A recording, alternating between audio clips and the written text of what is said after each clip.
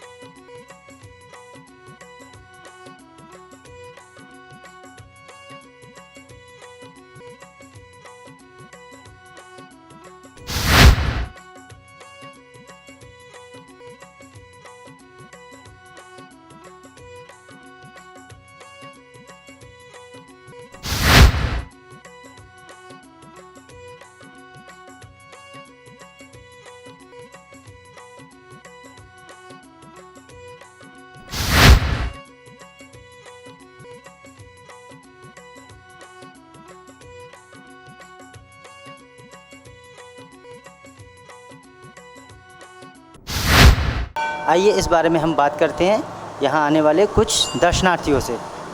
जी नमस्कार, जय जिनेंद्र जी। जय जैन, जय जैन। आपका नाम? मेरा नाम सुरेश चंद जैन। सुरेश चंद जैन जी। आप यहाँ कब से आ रहे हैं? हमें तो 30 साल हो गए। 30 साल से आप इस मंदिर से आते हैं। कहाँ से आते हैं आप? मयूर फेज 2 से। मयूरबार फेज 2 से आते हैं आप जी। तो इतनी दूर से आप इस मंदिर में आते हैं दर्शन करने के लिए? क्योंकि वहाँ फेज 2 में कोई मंदिर नहीं है, इसलिए आप इतनी दूर से यहाँ आते हैं। अच्छा, आप इस मंदिर के कुछ प्रकाश डालेंगे, मंदिर कितना पुराना है, कब से है? मंदिर तो 300-400 साल पुराना मंदिर है। तो 400 साल से ये मंदिर यहाँ पर स्थापित है। पहले ये जो है नीचे था, उसके बाद में कंस्ट्रक्शन हो गई, बड़ा अच्छा मंदिर बन गया। जैसे कि आपने जाना, ये 400 साल पुराना मंदिर है, समय समय पर इसका जीर्णोद्धार हुआ है, तब जाकर ये बहुत प्राचीन मंदिर भव्य हुआ है जी। आइए हम बात करते हैं यहाँ पर एक और दर्शनार्थी हैं जी। जय जिनेंद्र जी, मेरा नाम चक्रेश कुमार जैन है और मैं यहाँ पर लगभग 52 सालों से सन 1966 से रहते हैं। और हम यहाँ मंदिर जी के पीछे प्रांगण बना हुआ था। पहले ये मंदिर ज़मीन से करीब 5 फुट 6 फुट नीचे चला गया था, जिसके कारण से हमारे यहाँ पर जो बुज़ुर्ग हैं, जो यहाँ की एक फैमिली रहती है, श्री प्रेमचंद जी जैन, नेमचंद जी जैन, वो रहते थे। और उनके साथ साथ उनके एक रिलेशन में थे दामाद जी, श्री जुगमंदर दास जी जैन, वो रहे। उन्होंने लगभग 60 साल से वो सेवा करते हैं मंदिर की। और उन्होंने सन 1992 में हमारे यहाँ की जो भी छोटी मोटी जैन समाज है, उसने ये मंदिर का जीर्णोद्धार करवाया, जो नीचे से उठ करके अब भव्य मंदिर के रूप में आप लोग सब देख रहे हैं। जो लगभग बताते हैं कि लगभग 350-400 वर्ष पुराना ये मंदिर है। जैन के सभी जो पुराने मंदिर हैं उनमें से एक नंबर इसका भी आता है, जैसे सागरा में है और नजफगढ़ वगैरह में है। और उसके लिए दर्शन करने के लिए यहाँ की प्रतिमा इतनी भव्य है, प्रतिमा है, आनंदकारी है, अतिशयकारी है, जो देखते ही मन मुग्ध हो जाता है। और हमारे साक्षात की बातें हैं, हमारे माता पिता पीछे दुकान करते थे, तो उस समय एक चमत्कार भी हुआ। और उस समय देखा गया कि हमारे पिताजी ने एक यहाँ पर छत्र चोरी हो जाता थी पहले, तो उन्होंने एक छत्र चोरी हो गया, जिसके कारण से उस छत्र को चढ़ाने के लिए और उनको जो है पिताजी ने आज्ञा दे दी कि ये छत्र मैं चढ़ा दूँगा। और उन्होंने छत्र यहाँ पर जो बाबू प्रेमचंद जी थे, लाला प्रेमचंद जी, उन्होंने कहा कि भाई ऐसा है कि ये छत्र तो रोज़ चोरी हो जाते हैं, कोई दिक्कत नहीं है, हम इसमें प्लास्टिक का ला करके चढ़ा देते हैं। तो वो प्लास्टिक का ला करके चढ़ाया गया था।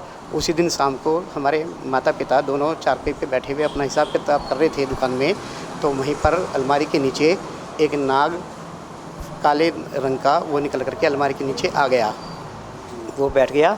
तो इतने में हमारी मम्मी जी और पास में जो अपने नेमचंद जी वगैरह की मिसेज हैं, आंटी जी, उनको बुला करके लाई। उन्होंने कहा भाभी जी ये तो आपसे अपना छत्र मांगने के लिए आया हुआ है।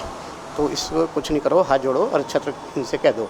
तो तभी हमारे मम्मी पापा ने उनसे कहा कि हे नाग देवता, हम हाथ जोड़ते हैं आपसे और हम जो है कल ही जा कर के यहाँ पर जो छत्र हमने बोला था वो छत्र हम चढ़ा देंगे।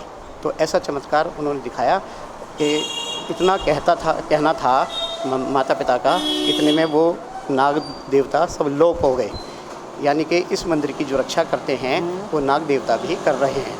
तो इसलिए हम तो यही कहते हैं, ये पार्श्वनाथ भगवान सबकी रक्षा करते हैं और इनकी देखभाल यहाँ पर तीर्थ की मंदिर की देखभाल के लिए वो क्षेत्रपाल बन करके या किसी भी रूप में इनकी यहाँ इस मंदिर की और आसपास के जो मंदिर में दर्शनार्थी जो आते हैं उनकी रक्षा के लिए स्वयं पार्श्वनाथ भगवान उनकी रक्षा करने के लिए आते हैं। पार्श्वनाथ भगवान नहीं, उनके देवता लोग जो होते हैं जो उनके शरण में दर्शन करने आते हैं, अपनी भावना प्रकट करते हैं, वो मंदिर की भी सुरक्षा करते हैं, यहाँ के समाज की भी सुरक्षा करते हैं। और हमें बहुत अच्छा लगता है कि यहाँ पर दर्शन पाठ विधि समय समय पर होते हैं, जिसके लिए बहुत अच्छा लाभ मिलता है।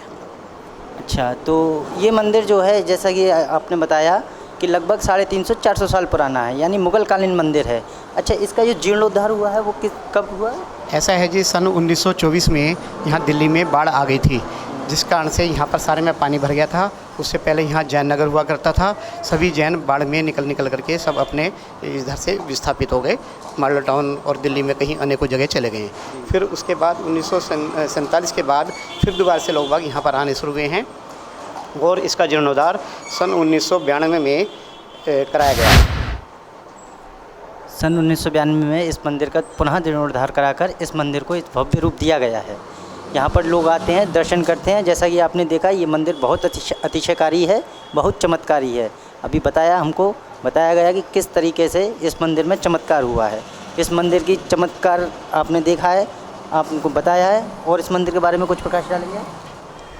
बस हमारी भावना तो ये है, दिल्ली के और बाहर के सभी लोग आपके चैनल के द्वारा यहाँ पर आएँ, पधारें, देखें, सुन करके और भगवान के दर्शन करके अपने भाव को सुधारें। जैसा कि आपने देखा, अभी हमको बताया गया कि ये मंदिर जो है करीब 350 या 400 साल पुराना है, लेकिन ये मंदिर बहुत चमत्कारी है। अब हमारे साथ में है जुगमिंदर दास जैन, जो पिछले करीब 60 सालों से इस मंदिर में तन मन धन से अपनी सेवा कर रहे हैं। आइए उनसे जानते हैं इस मंदिर के बारे में, इस मंदिर की विशेषताओं के बारे में।